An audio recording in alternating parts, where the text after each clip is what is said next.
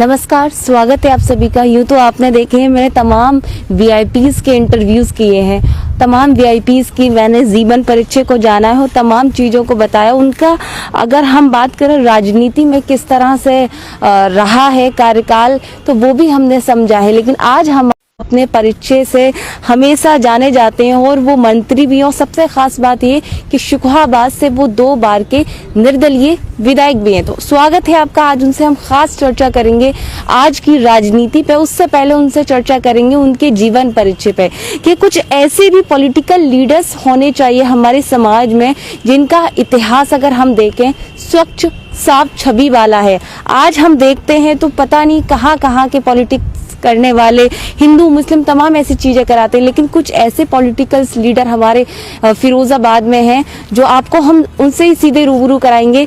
तो स्वागत है, आदाब है आपका बहुत बहुत अशोक जी, जो आज आप हमारे चैनल के माध्यम से जुड़े हुए हैं और हम तमाम दर्शकों को आज आपका जीवन परिचय बताएंगे कि आपने क्या क्या किया है। तो बहुत बहुत स्वागत है अशोक जी। बहुत बहुत शुक्रिया रीना।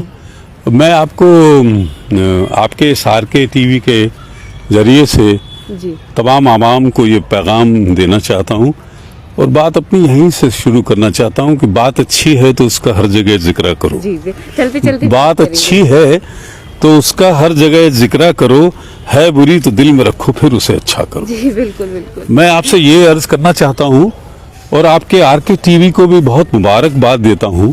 आपकी व्यूअरशिप मुझे लोग बताते हैं बहुत बढ़ रही है और बहुत मकबूल हो रहा है आपका टीवी और बहुत लोग पसंद करते हैं, बहुत लोग देखने भी लगे। तो आपको बहुत बहुत मुबारक। मैं जब आँख खोली सियासत में, हालांकि मेरी education Lucknow Christian college, saint John's college Agra, Allahabad university और जगह हुई, मैं तमाम ममालिक देखा हुआ हूँ, काफ़ी कंट्रीज मैंने घूमे हुए हैं। लेकिन पहला चुनाव मैंने जब लड़ा तो 1993 में मुलायम सिंह जी के खिलाफ लड़ा। अच्छा। और उस वक्त मुलायम सिंह जी मुख्यमंत्री रह चुके थे। आप ताज्जुब करिएगा, बहुत दिलचस्प चुनाव था। मुलायम सिंह जी, ये भी मैं आपको नई बात बताता हूँ, इसी शुकाबाद के रहने वाले थे। और हमारे पुरखों ने एक कॉलेज बनाया था 1916 में, अहीर कॉलेज इसको बोलते थे। 1916 का बना, इसी कॉलेज में पढ़े, BT उन्होंने यहाँ किया, यहीं के रहने वाले थे। और आप इत्तेफाक देखिए, वो चीफ मिनिस्टर रह चुके थे और मुझे उनके खिलाफ लड़ने का मौका मिला। 1-1 इलेक्शन हुआ और वो BBC लंदन ने रिपोर्ट किया। मुझे 40,000 वोट मिले, मुलायम सिंह जी बहुत कम वोटों से जीत पाए। और उसके बाद हम अगर 95 की बात करें, मुझे अटल बिहारी वाजपेयी जी, उसी वजह से, उसी लड़ाई की वजह से, इतनी मकबूल हुई लड़ाई, वो मैं समझता हूँ कि हिंदुस्तान का एक बेहतरीन इलेक्शन था। BBC लंदन ने कवर किया और उस वक्त चीफ इलेक्शन कमिश्नर होते थे, उन्होंने भी बहुत प्रोटेक्ट किया इस इलेक्शन को। फिर भी 19 बूथ कैप्चर हुए यहाँ पर और बड़ी मुश्किल से मुलायम सिंह जी जीत पाए। 95 में मुझे अटल बिहारी वाजपेयी जी यहाँ ज्वाइन कराने आए। मैं MLA नहीं था, मुलायम सिंह जी से हारा हुआ था। उन्होंने और सीटें छोड़ के यही शुकाबाद रखना कबूल किया और इसी रामलीला मैदान में अटल बिहारी वाजपेयी मुझे ज्वाइन कराए। उस वक्त शायद 3-1 लाख लोगों की भीड़ हुई, जो उत्तर भारत में एक रिकॉर्ड थी। मुलायम सिंह जी को उसका काउंटर करने के लिए 20 दिन बाद यहाँ रैली करनी पड़ी, मायावती को रैली करनी पड़ी और मैं और मशहूर हो गया। चुनाव हुआ, मुलायम सिंह के कोई रिश्तेदार लड़े, वो हारे, मैं मिनिस्टर बना। मिनिस्टर बनने के बाद मैं ये समझता हूँ कि शायद इन हलकों में आसपास में मैं पहला यादव मिनिस्टर बना था। इधर मैनपुरी में तब बाबूराम यादव होते थे, के लिए मैं किसानों को पैसा बांटने गया था। उसके बाद मैं समझता हूँ कि सरकार में मुझे ऐसा मौका मिला कि मैंने किसान अदालतें लगाई जो पूरे हिंदुस्तान में मशहूर हुई। ये तहसील दिवस उसी की जड़ों में से निकला है। इंटरनेशनल इवेंट यहाँ कराई हम लोगों ने, एक कृषि मेला कराया अंतर्राष्ट्रीय, जिसमें इजराइल आया, जिसमें ब्रिटेन आया, जिसमें नॉर्वे आया और जिसमें पूरे यूरोप कॉन्टिनेंट से लोग आए। यहाँ 6 लाख लोगों की भीड़ हुई थी, 6 लाख। प्राइम मिनिस्टर अटल बिहारी वाजपेयी जब बने तो उन्होंने 700 करोड़ रुपया दिया था, 700 करोड़ बंजर भूमि के लिए। और इंटरनेशनल एक रेसलिंग कराई जिसमें पाकिस्तान पहली बार आया। ये लड़कियां महिलाएं पहली बार मैंने यहाँ बुलाई थी। चंदगी राम जी पहलवान होते थे, उनकी बिटिया आई थी, शी वॉज डिप्टी एसपी। उससे पहले दारा सिंह को मैंने यहाँ बुलाया। इतनी इंटरनेशनल इवेंट्स कराई हैं मैंने इस शिकोहाबाद में कि शायद बहुत बड़ी बड़ी सरकारों ने नहीं कराई होंगी। ये शिकोहाबाद रोशनी में आया, हिस्टोरिकल जगह है शिकोहाबाद। 1865 में रेलवे स्टेशन बना। 1916 में हमारे फोर फादर्स ने, यादवों ने यहाँ मिलके अहीर कॉलेज संस्था बनाई, जो 4 कॉलेजेस बनाए इंडिया में। एक रेवाड़ी में बनाया, एक मदुरई में बनाया, एक मछलीपट्टनम में बनाया। मैंने यहाँ जब एग्रीकल्चर फेयर किया था तो पूरी मिनिस्टरों से और चीजों से भर गई थी।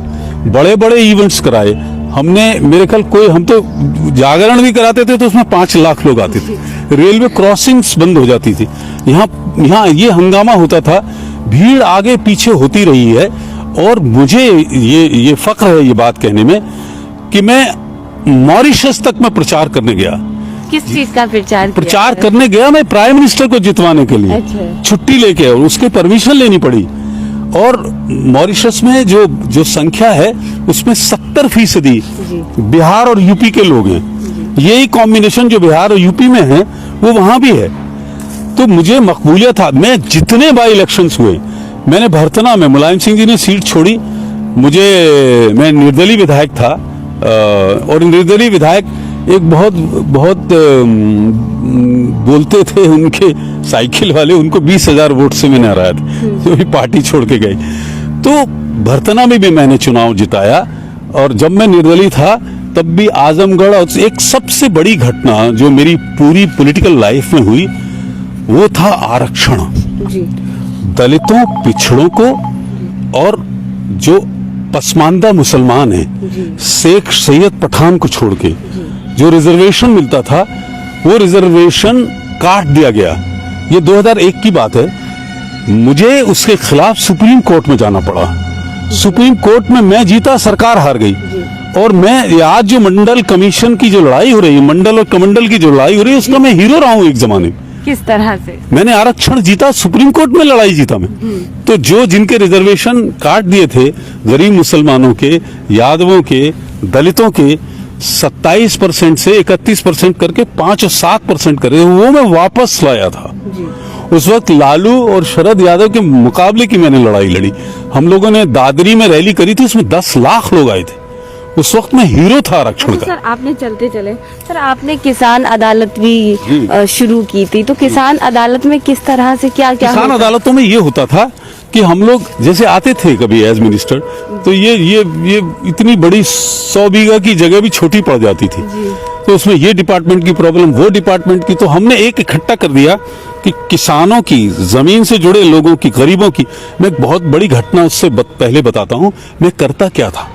चंडिका है एक अपने जिले में गांव, जाटव समाज का गांव, उसमें 6 लोग एक्सीडेंट से मरे। मुझे याद आ गई बात, 6 लोग एक्सीडेंट से मरे, सब जाटव थे। वो मायावती जी चीफ मिनिस्टर थे उसके बाद। वहां मैंने अपनी जेब से 8 लाख रुपए दिए। एक वर्मा समाज का लड़का मरा, उसमें स्लेटी सिंह एक उनका नेता होता था। मैं ये करता था, एक्सीडेंट में किसी ऐसे आदमी की मौत होती थी जिसके घर में कमाने वाला नहीं रहता था, उसको मैं 50,000 रुपए अपनी जेब से देता था। वो मैंने दी। इसे फिरोजाबाद में कितने एक्सीडेंट्स हुए, कितने तो गरीब, मुझे मेरे पास, मेरे दामन पर कभी किसी जाति का दाग नहीं लगा। मेरे जितने अजीज हिंदू भी हैं, मुसलमान भी हैं, और यहाँ जाति का कोई फर्क मैंने समझा नहीं। सर एक बड़ा सवाल, जैसे आपने जाति की कहा, जब चुनाव नजदीक आता है तो देखा जाता है कि तमाम पॉलिटिकल लीडर्स हिंदू मुस्लिम एजेंडे को लेकर आते हैं, गवर्नमेंट भी लेकर आते हैं। आप जैसे जिस तरह से आपने सोचा कि जाति को ना देखकर समाज को देखा जाए, धर्म नीति को देखा जाए, राजनीति को, धर्म नीति को अलग रखा जाए, कैसे सोचा? मैं एक छोटी सी बात कहना चाहता हूँ। ये मुल्क जो है गंगा जमुनी तहजीब का मुल्क है। ये मुल्क जो जिन लोगों ने, जिन मुस्लिम दोस्तों ने, भाइयों ने, परिवार में यहाँ रहना मंजूर किया, उनके लिए तो यही माँ थी ना। एक से एक बड़े बड़े एग्जाम्पल मैं दे सकता हूँ। और ये ऐसा नहीं है कि, हाँ मैं एक बात कहता हूँ, धर्म बेशक पुराना रहा होगा, कोई धर्म 1000-2000, लेकिन जाति उससे पहले थी। लेकिन हम लोग यहाँ पढ़े लिखे, मैं उर्दू एज लैंग्वेज बोलता हूँ। जी, मैंने सुना है आपके बारे में, आपने उर्दू से भी बहुत सारी पढ़ाई कर रखी है पूरे बर्रे सगीर में, और इंशाअल्लाह मैं वो सियासतदान हूँ जिसने कभी हिंदू मुसलमान में फर्क नहीं समझा। ये दरवाजा सारी जातियों के लिए खुला है, और मैं अभी भी इंशाअल्लाह ये तवक्को करता हूँ कि एक जहती एक कानून बनेगा। वो बिस्मिल्लाह खां जो बनारस में शहनाई बजाता था तो विश्वनाथ के मंदिर के घंटे बजते थे, वो बिस्मिल्लाह खां वजू तो उसी गंगा के पानी से करता था। इसलिए मैं एक पैगाम देना चाहता हूँ कि तसव्वुरात की परछाइयां उभरती हैं, कभी गुमान की सूरत कभी यकीन की तरह। वो पेड़ जिनके तले हम पनाह लेते थे खड़े हैं आज भी साकित किसी अमीन की तरह, उन्हीं के साए में फिर आज दो धड़कते दिल, खामोश होठों से कुछ कहने आए हैं, बहुत कशाकश से बहुत काबिज से ये सोते जागते लम्हे चुरा के लाए हैं। यही फिजा यही रुत यही जमाना था, यहीं से हमने मोहब्बत की इब्तिदा की थी, धड़कते दिल से लरसती हुई निगाहों से हुजूर गैब में नन्ही सी इल्तिजा की थी कि आरज़ू के कमल खिल के फूल हो जाएं और दिलो नजर की दुआएं कबूल हो जाएं। बहुत अच्छी बात है। अक्सर आपने पॉलिटिकल लीडर्स को सुना होगा, हमेशा उनके मुंह पर राजनीति रहती है, लेकिन ये ऐसे भी कुछ राजनेता हैं जो हमारे साथ मौजूद हैं जिन्होंने अपनी शायरी में सब कुछ बयां कर दिया, हिंदुस्तान की खूबसूरती बयां कर दी, हिंदुस्तान की गंगा जमनी तहजीब को बयां किया और हिंदुस्तान की धार्मिक नीति को भी बयां किया। और अशोक जी, आपने अपने जीवन में बहुत सारे काम किए थे, मैं जानना चाहूंगी वो आप मुझे बताएं अपना जीवन परिचय। देखिए ऐसा है ना कि मैंने बताया ना कि जैसे ही मैंने स्टूडेंट लाइफ, एक बड़ा मूवमेंट हम लोगों ने किया था। ये जो आज एजिटेशन हो रहा ना स्टूडेंट्स का, हम लोगों ने जो पहली संस्था बनाई थी वो था बेरोजगार फ्रंट। ये जो आज लड़ाइयां हो रही हैं, हमने 1990 में इतना बड़ा आंदोलन किया था बेरोजगारों के लिए जिससे सरकारें हिलती थी। रजिस्टर्ड ऑर्गेनाइजेशन है ऑल इंडिया का।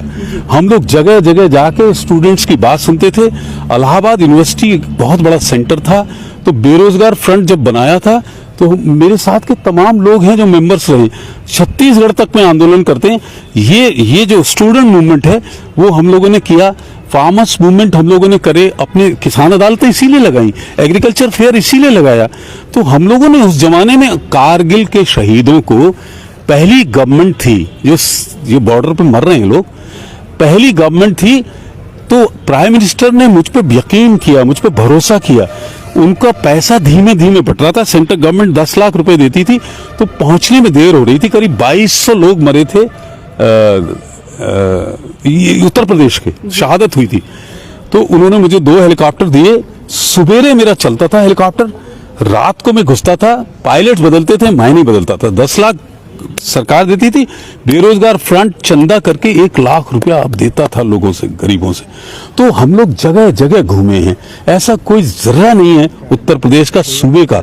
और आपको बताया मुझे मॉरिशस जाना पड़ा क्योंकि वहां फ्रेंच लोग उस पर कब्जा किए ले रहे थे, वहां फ्रेंच प्राइम मिनिस्टर बनाया जा रहा था। तो वो कुछ बातें अनऑफिशियल है, प्राइम मिनिस्टर ने मुझे कहा कि भाई परमिशन आप जाओ।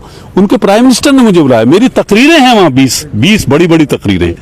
ये ताज रात में खुलता नहीं था, बंद हो गया। मुझे मुस्लिम ममालिकों ने कहा कि आप रात में चांद खुलाइए, सारे जो मुस्लिम कम्युनिटीज के लोग हैं वो देखना चाहते हैं। सुप्रीम कोर्ट ने जद्दोजहद करके वो खुलवाया। तो फहरिस्त है तमाम चीजों की। सर, एक बड़ा सवाल, आप चूंकि 2 बार के निर्दलीय विधायक भी रहे हैं, एक बार बीजेपी से, हाँ। तो मैं ये जानना चाहूंगी, तमाम जो नेता होते हैं, प्रत्याशी होते हैं, वो अपनी जैसे पार्टी के द्वारा टिकट चाहिए तभी वोटिंग के लिए चुनाव में उतरते हैं, लेकिन आपने निर्दलीय लड़ने की सोची, क्यों सोची, मन में कैसे आया और राजनीति जीवन कैसा रहा? एक्चुअली क्या है, अभी मैं आपको बताऊं, होता क्या है ना, इसमें एक मैसेज और छुपा है रीना। ये है कि कभी कभी आपने देखा होगा नेता इलेक्शन के टाइम में पार्टियां बदलते हैं, जी जी जी, लेकिन जनता नहीं बदलती है। ये चाहे हमारे जिले का हो या और कहीं के हो, ये जो अभी मौसम के बदलने से लोग आए हैं, जिन लोगों ने अभी 1 महीने पहले एक अपनी पार्टी छोड़ी है और दूसरे में आए हैं जी, वो सब लोग जीत से दूर हैं। हमारे जिले में भी 1-2 बार, मैं किसी का नाम नहीं लेना चाहता, मेरे से सियासी कद नहीं उनका मैं नाम जुबान पे लूं, जो लोग इलेक्शन के दरमियान पार्टी बदले हैं उनकी जीत में बहुत मुश्किल आएगी। किसी का नाम नहीं लेना चाहता, और सियासत जो है आज, अभी एक बात मैं आपसे कहना चाहता हूं कि जो उत्तर प्रदेश की सियासत हो रही है उसमें सिर्फ दो पार्टियां हैं, 1 to 1, बीजेपी और समाजवादी पार्टी की लड़ाई है, तीसरे चौथे का कहीं जिक्र नहीं है। हाँ, जो ओपिनियन पोल्स आ रहे हैं, opinion polls are not correct all the ways, exit poll not correct all the times.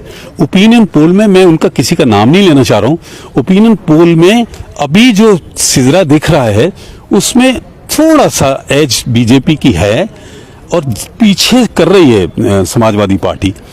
और इलेक्शन तक क्या होगा आप नहीं कह सकते, क्योंकि जब 1 to 1 लड़ाई होती है तो जिसकी सरकार होती है लोग उसके मुखालिफ होते हैं। ये 300 यूनिट बिजली या ओल्ड पेंशन्स बहुत बेहतरीन मुद्दे हैं, स्टूडेंट्स की बात सुनी जा रही है, बहुत बेहतरीन मुद्दे हैं।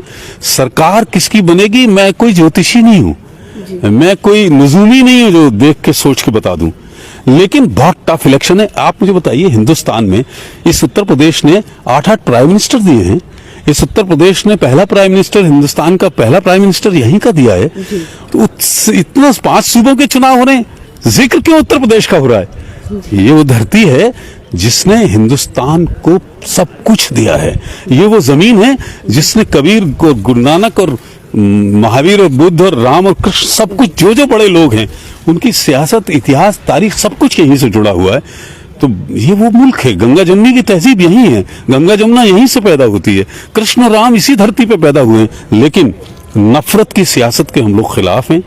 हम लोग चाहते हैं जो भी कौमें हैं अकलियत की, वो सब मिलजुल के रहेंगे, हम उनके हिमायती हैं। आज ये बात ताकत से वो लोग कह सकते हैं जिनके दामन ठीक हैं। जी सर, एक बड़ा सवाल, आज की राजनीति और पहले की राजनीति जो आपने अपने समय की, तो कितना अंतर रहा, डिफरेंट क्या रहा? मैं आपको सच बताता हूँ, मुझे बड़ी तकलीफ होती है। पॉलिटिकल लोग जो आज एमएलए बन रहे हैं, एमपी बन रहे हैं, ना तो वो हिस्ट्री जानते हैं, ना बात करने का उनका लहजा ऐसा है कि आपको उनसे बात करके कहीं सुकून हो, न वो कोई जो एक्सटेम्पोर्ड कोई चीज बोल सकते हैं। वो 2 मिनट आपसे किसी सब्जेक्ट पे बात नहीं कर सकते। तो पढ़े लिखे लोग नहीं है, उनकी परवरिश नहीं हुई है, उनके पास विरसा नहीं है, उनकी कोई विरासत नहीं है। तो जब ऐसा नहीं होता है तो आप लड़खड़ा जाते हैं। भाई आप मुझे बताओ, आप लोगों ने स्ट्रगल किया है, आपके टीवी ने स्ट्रगल किया, तो इसलिए तो आपकी व्यूअरशिप बढ़ रही। आप लोग जगह जगह जाते हो, कहीं कहीं विरोध का सामना करना पड़ता है। तो ये सब होता है सियासत में। हम लोगों के सामने मैंने तहसीलें बनाई 6 अपने जमाने में। तो पहली तहसील जसवंत नगर बनाई, तो मैं मिनिस्टर था, मेरे साथ बहुत गाड़ियां थी, लोग सड़कों पे लेट गए, साहब यही फैसला करो। मैंने अपनी ऑफिशियल कार पे, जिसपे बत्ती लगी थी, मैं हैवी सिक्योरिटी में होता था, मैंने उसकी छत पे चढ़ के, वो हाथ में जो माइक लटकाने वाला होता है, उसका मुझे अनाउंसमेंट करना पड़ा कि जसवंत नगर तहसील आपकी कायम होगी। मुलायम सिंह जी एमएलए थे वहां से, तहसील मेरी बनाई हुई है। तो आप ताज्जुब करोगे, मैंने तो अपनी गाड़ी पे खड़े होकर सड़क पे तहसील का अनाउंसमेंट कर दिया। सर, अगर मानसिकता की बात की जाए, आज के राजनेताओं की मानसिकता क्या है और पहले की राजनेताओं की मानसिकता क्या थी? देखिए क्या है, बहुत ये शिकोहाबाद विधानसभा मैंने कहा हिस्टोरिकल रही है। शिकोहाबाद से जहाँ 8-8 लोग इंडिपेंडेंट एमएलए रहे हैं, सब लोग सलीकेदार लोग थे, पढ़े लिखे लोग थे। मैनपुरी का भी एमपी शिकोहाबाद रहता था, जसराने का भी एमएलए शिकोहाबाद रहता था। ये एक पॉलिटिकल टाउन था, एक एजुकेशनल हब है ये। यहाँ 50,000 स्टूडेंट पढ़ता है।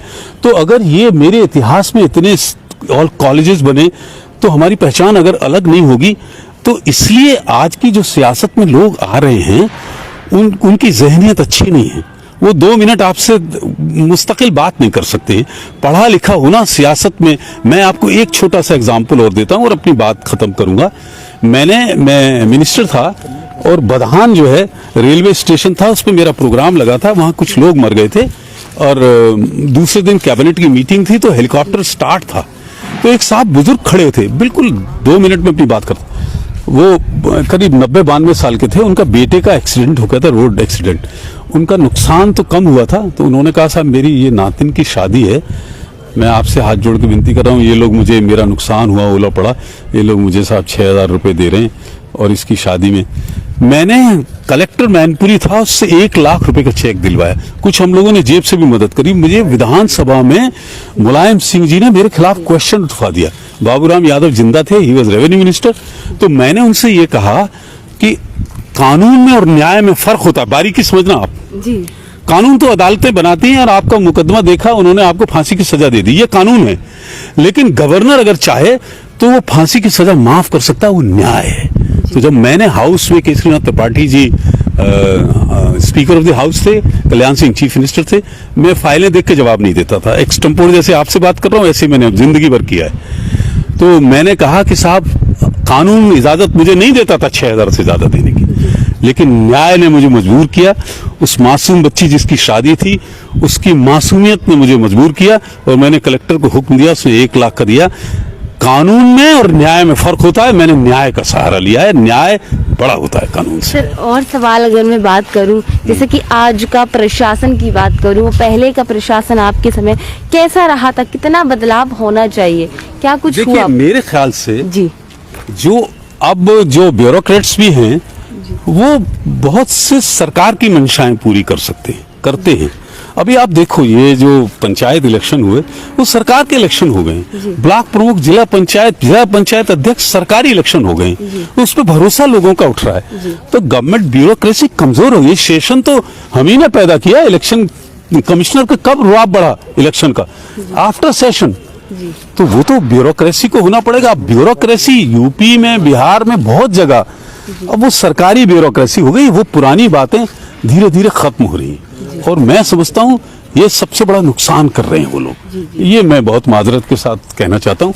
अब थोड़ी सा इनमें उनको अमेंड करना पड़ेगा। सर अगर हम जैसे कि जनपद की बात करें, राजनीति की, चूंकि इसी जनपद से, इसी विधानसभा सीट से, शुकोहाबाद से आप 2 बार के विधायक भी रहे हैं, तो आज की राजनीति में क्या कुछ बदलाव, परिवर्तन आया है?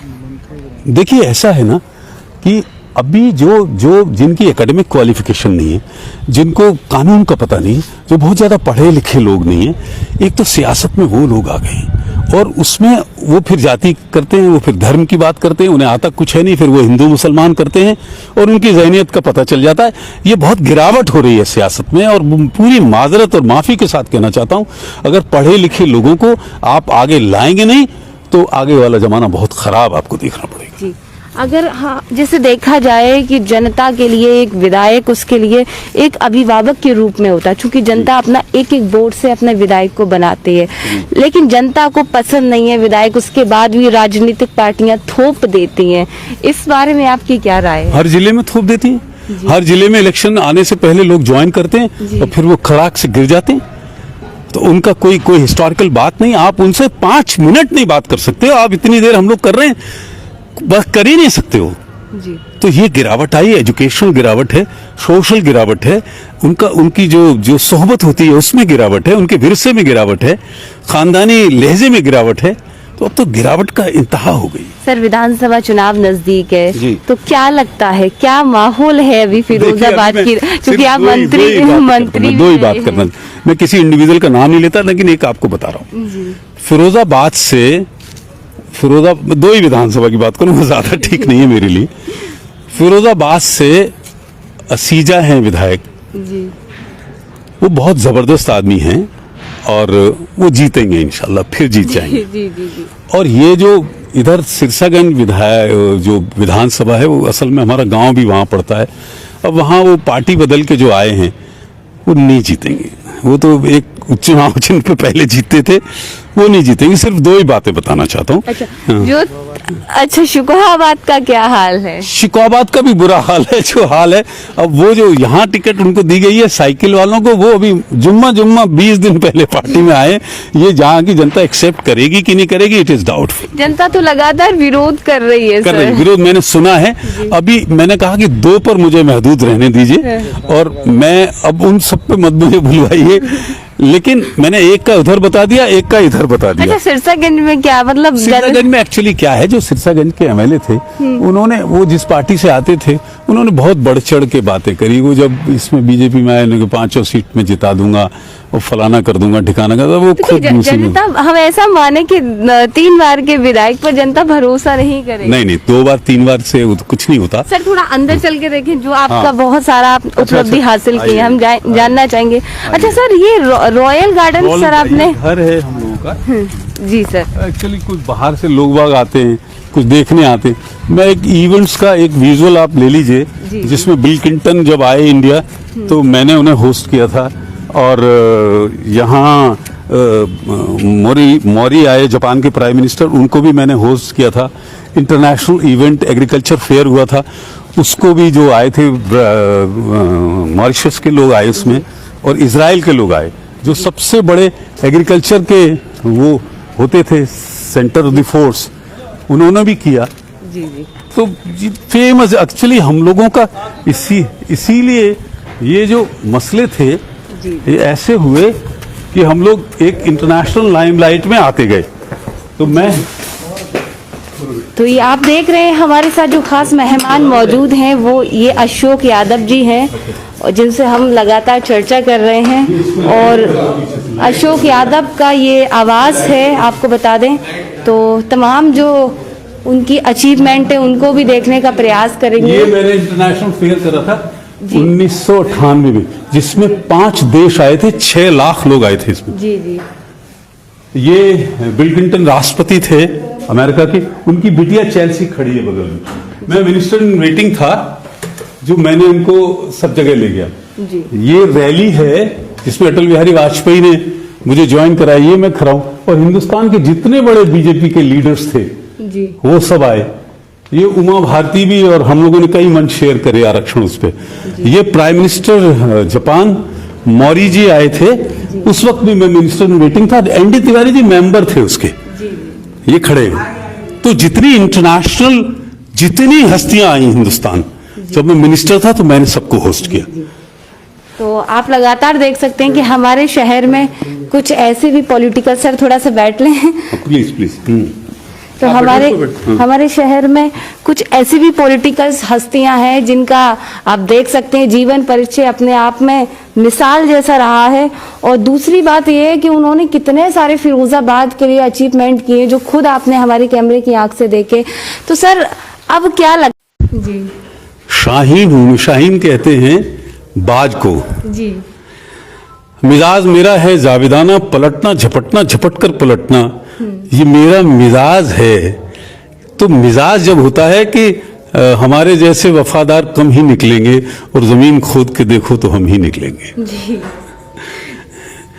कहीं ना कहीं शूटिंग अच्छे हम लोग स्विमर भी रहे, मैं फुटबॉल भी खेलता हूं। मैं कभी आपको, जब इस बार आप आओगे, मैं फुटबॉल का प्लेयर रहा हूं, और सारे स्पोर्ट्स में हम लोगों की इवेंट, मैंने बड़े बड़े स्पोर्ट्स इवेंट कराई हैं बहुत बहुत। आप कभी भी आप यूट्यूब में जाओगे तो you will find many videos of mine of the football doing sports activities, बहुत माशाल्लाह। अशोक यादव के जीवन में कुछ ऐसा हुआ हो जो वो बताना चाहे, शेयर करें? यस, मैं एक बार हेलीकॉप्टर से आ रहा था मैनपुरी से, एक बड़ा प्रोग्राम था।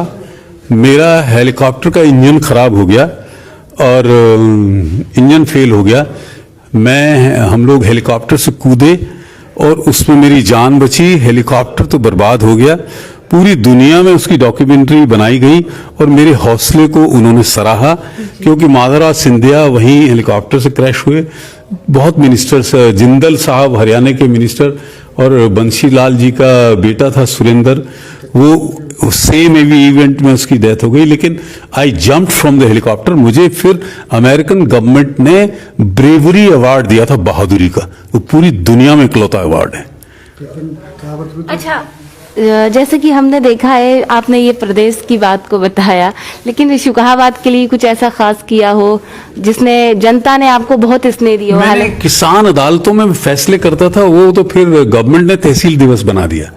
मैंने जब यहाँ एग्रीकल्चर फेयर बनाया तो जितनी बंजर भूमि थी उसके लिए प्राइम मिनिस्टर 700 करोड़ रुपया दिया था। 700 करोड़ तो यहाँ बंजर भूमि मैनपुरी में हम लोग, मिनिस्टर यूपी के थे, एक अपनी तहसील के लिए तो कर नहीं सकते थे। और जो मैंने मॉरिशस में किया, हाँ, जो हमारे 150 साल पहले एनआरआईज बाहर चले गए थे उनको मैंने वापस लाने का एक प्रोग्राम बनाया, वो भी बहुत पूरी दुनिया में मशहूर हुआ। तो बड़े बड़े काम करे मैंने, बड़ी बड़ी पॉलिटिक्स करी। मैं थाने कचहरी से हमेशा दूर रहा हूं, वो मेरी शख्सियत से मैच नहीं करता था। तो बड़े बड़े काम किए हम लोग, मकबूलियत इंशाल्लाह बहुत हुई। मैंने कभी छोटी पॉलिटिक्स नहीं करी। क्या कुछ कहना चाहेंगे? आज पहली बार मेरी आपसे मुलाकात हुई, काफी अच्छा लगा आपसे बात कर कर। क्या कुछ कहना चाहेंगे? बहुत बहुत शुक्रिया। आपका टीवी बहुत मकबूल हो, आप मकबूल हो इस दुनिया में और बेहतरी लाएं, और ये फिरोजाबाद पूरा जिला हमारा उत्तर प्रदेश में एक नाम बनाए। बहुत बहुत शुक्रिया जी, बिल्कुल, बहुत बहुत धन्यवाद। तो ये थे अशोक यादव जी। एक आखिरी सवाल, चूंकि मैं पहली बार आपसे बात कर रही हूँ, फिरोजाबाद की जनता के लिए क्या कहें? मैं ये कहना चाहूंगा कि पढ़े लिखे समझदार लोगों को चुने और ये हिंदू मुसलमान के चक्कर में ना पड़े। अच्छा, कहीं ना कहीं हम तमाम लोग हैं दौड़ में, मैं जानना चाहूंगी राजनीति से क्या आप भी अपना भाग आजमाना चाहेंगे? नहीं, मैं अभी अब मिल ही रहा हूँ, रोज मिल रहा हूँ लोगों से। अब वो शाम तक जो तय करेंगे वो आपको खबरों में होगा, जो भी कुछ होगा। बहुत बहुत शुक्रिया। तो ये है अशोक यादव जी, जिनसे हमने खास बातचीत की। तो इसी तरह की अपडेट आपको देंगे और ऐसी ही हस्तियों से रूबरू कराएंगे, और कहीं ना कहीं जनता के लिए ऐसी हस्तियां बहुत जरूरी हैं जो एक राजनेता के तौर पर उनके सामने आए। तो बहुत बहुत धन्यवाद, स्वागत है आप सभी का पुनः। इसी तरह से अपना प्यार और स्नेह बनाते रहें। नमस्कार।